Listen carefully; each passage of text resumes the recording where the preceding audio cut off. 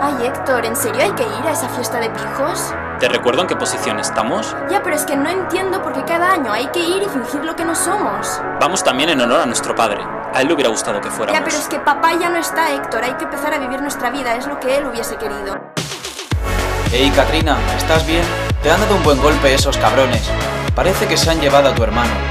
Deja que te ayude, puedo encontrarlos.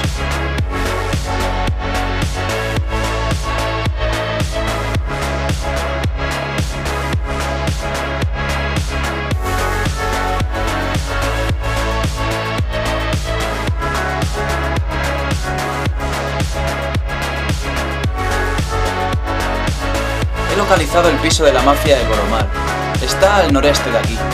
Tu hermano debe estar en la última planta, pero ten cuidado. Creo que Diego, el jefe, también estará ahí.